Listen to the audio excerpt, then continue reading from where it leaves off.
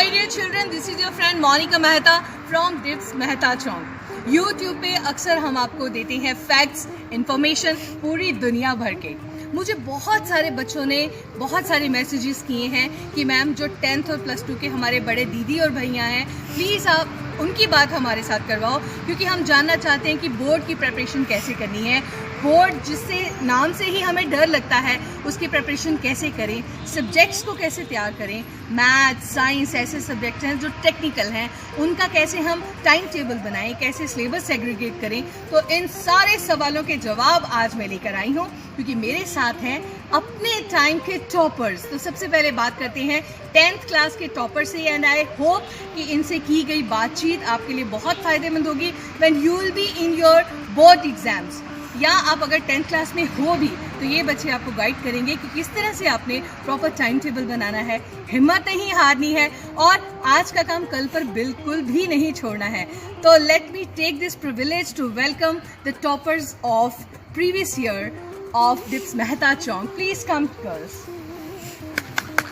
I should clap for you. How are you? Okay, देखिए आपके बहुत सारे जो जूनियर्स हैं, आपके छोटे छोटे भाई बहन जो इस वक्त आपसे मोटिवेशन लेना चाहते हैं, जी please introduce yourself. My name is Salim Kaur. Salim बेटे थोड़ा सा पास में आ जाओ। ओके सलीम, आपके कितने परसेंट मार्क्स थे? 94%। एंड व्हाट अबाउट यू बेटे? 93.4%। 93.4%। What about you? 93.6। 93.6। What about you? 92। Yes बेटा? 94%। आप थोड़ा सा पास में आ जाइए। ओके, सबसे पहले आपसे बात करते हैं, जब आप अपनी 10th के लिए अपेयर हो रहे थे तो आपके टीचर्स ने, पेरेंट्स ने और बड़े दीदी भैया ने आपको क्या गाइडलाइंस दी थी?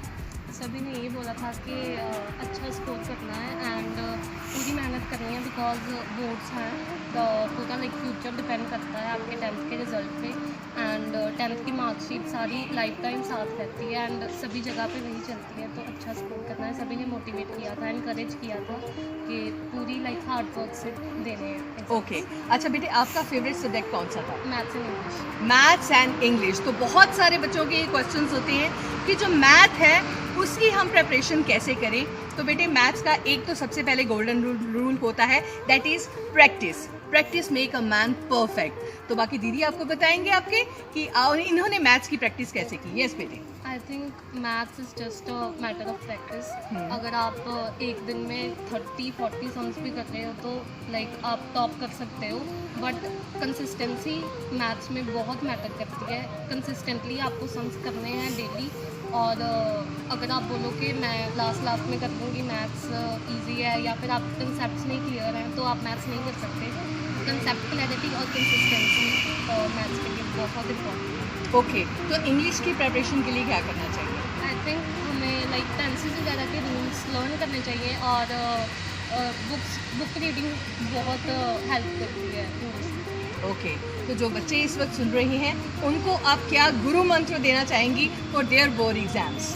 आई think consistency and focus, that's it. Okay, दीदी is saying consistency and focus.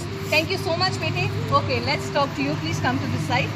Okay, आप बताइए कि आपने अपने बोर्ड एग्जाम की तैयारी के लिए अपनी स्ट्रेटजी क्या बनाई थी? मैंने अपने बोर्ड की तैयारी के लिए सबसे पहले तो टाइम टेबल बनाया था कि मैंने कैसे काम करना है, कैसे करना है। मेरा सबसे ज़्यादा फेवरेट सब्जेक्ट मैथ था, और टफ सब्जेक्ट हमेशा मैथ्स ही होता है। तो मैथ्स की प्रिपरेशन करने के लिए सबसे पहले तो हमें बहुत ज़्यादा प्रैक्टिस की ज़रूरत होती है। अगर प्रैक्टिस करेंगे तो तभी हम मैथ्स में अच्छा स्कोर कर सकते हैं, और अगर हम ये सोचें कि मैथ्स बिना प्रैक्टिस से हो सकता है तो मैथ्स कभी भी बिना प्रैक्टिस से नहीं हो सकता। ओके, तो मतलब मैथ्स ऐसा सब्जेक्ट तो नहीं है जिससे आपको डरने की ज़रूरत है? मैथ्स से बिल्कुल भी डरने की ज़रूरत नहीं है, क्योंकि अगर हम प्रैक्टिस और कंसिस्टेंटली मैथ्स के सम सॉल्व करें तो मैथ्स बहुत इजी सब्जेक्ट है। वाओ, अब तो मुझे भी मैथ्स इजी लगने लग गया है। थैंक यू सो मच बेटे। Please come there. यस, आप बताइए आपका फेवरेट सब्जेक्ट क्या था? मेरा फेवरेट सब्जेक्ट साइंस था। Science, very good. Physics, chemistry, bio. और ये वही बच्चा कर सकता है जिसमें लगन हो कुछ करने की और जिसको कुछ नया सीखने का शौक होता है। तो बेटे आप बताइए आपकी स्ट्रेटजी क्या थी बोर्ड एग्जाम में? मेरी स्ट्रेटजी ये थी कि सबसे पहले जो टीचर करवा रहा है वो तो करना है, लेकिन बैकलॉग क्लियरेंस सबसे इंपॉर्टेंट फैक्टर है, क्योंकि बैकलॉग जमा होता जाता है अगर आप सेल्फ स्टडी नहीं करते। Self study and backlog are one of the most important things for the preparation of exam. और बैकलॉग के साथ सेल्फ स्टडी, और ऐसा नहीं करना चाहिए कि मेरा कोई फ्रेंड है जो कोई है जो उतने घंटे पढ़ रहा है मैं भी उतने फ्लेक्सिबल है। अगर आपको नाइट में अच्छा लगता है पढ़ना तो नाइट में, अगर डे में तो डे में। और प्रैक्टिस बहुत इंपॉर्टेंट है, ऐसा नहीं कि पहले बायो को कर लूँ, मतलब इक्वल कंसिस्टेंसी होनी चाहिए। जिस दिन बायो का चैप्टर उस दिन बायो का, बीच में फिजिक्स केमिस्ट्री नहीं, रेगुलर डे देना चाहिए सबको।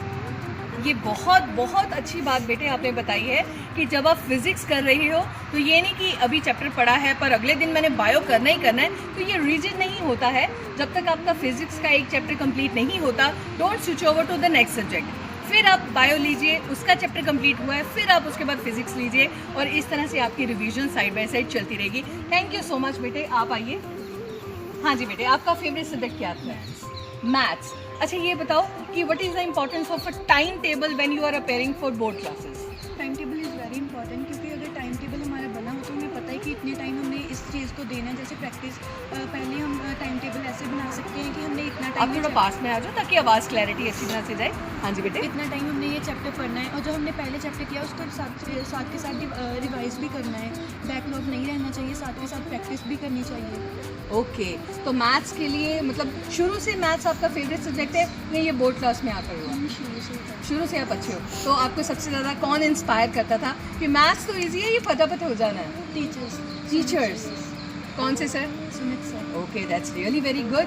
अच्छा ये बताइए कि सुमित सर के पढ़ाने का टीचर के ऊपर बहुत डिपेंड करता है।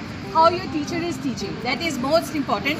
अगर टीचर एज फ्रेंड आपको पढ़ा रही हैं तो उसका इम्पैक्ट और बढ़ेगा। तो मैं सभी टीचर्स को कहूँगी कि फ्रेंडली, जैसे डिप्स में पढ़ाते हैं बिल्कुल फ्रेंड्स की तरह, हम रूट लेवल पे जाकर पढ़ाते हैं और बच्चों की जितनी भी प्रॉब्लम होती है उनको सॉल्व करने की कोशिश करते हैं। यस बेटे, आपने क्या स्ट्रेटजी अपनाई थी?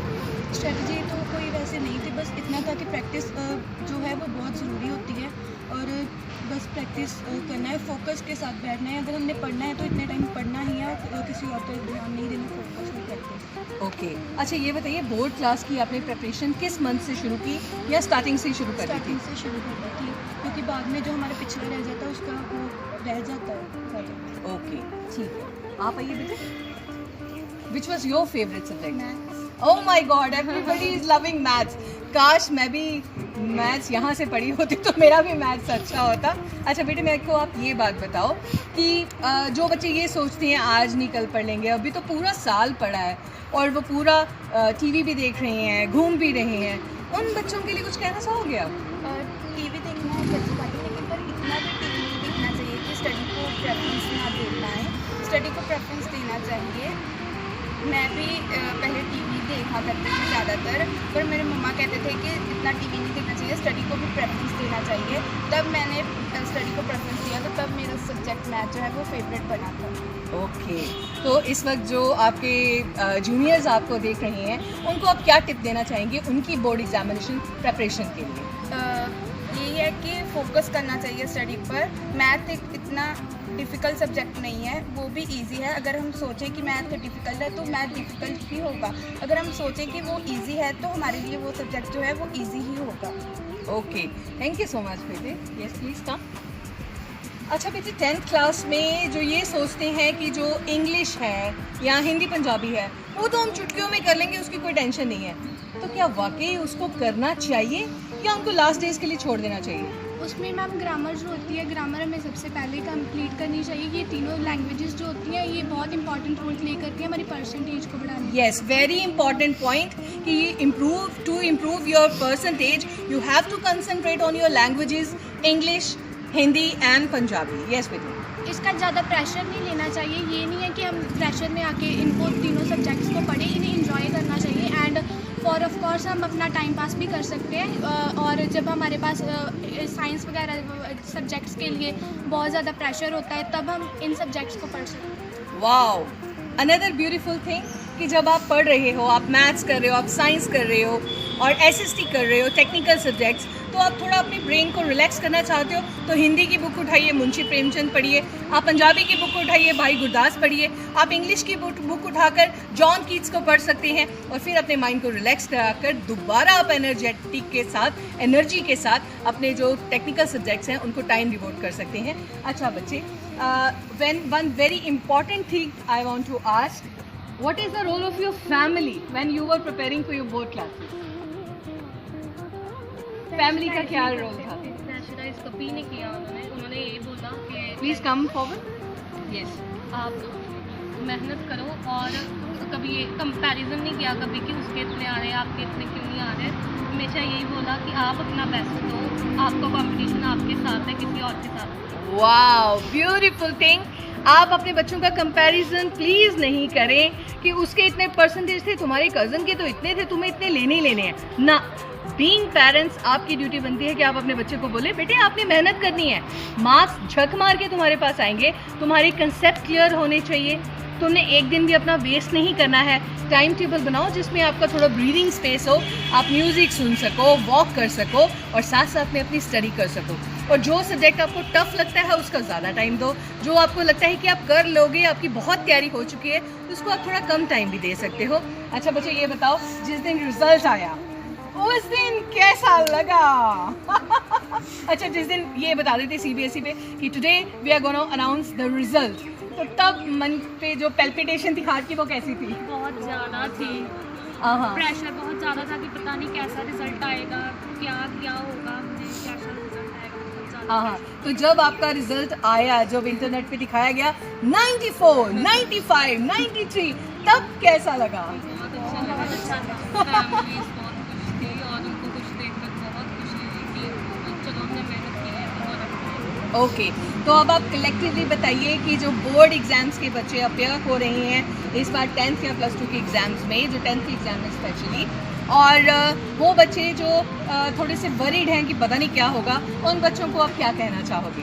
टेंशन नहीं लेनी चाहिए, हमेशा अपने आप पर विश्वास रखो कि आप कर सकते हो। अगर आप में फेथ है कि आप कुछ कर सकते हो तो आपके बहुत अच्छे मार्क्स आएंगे।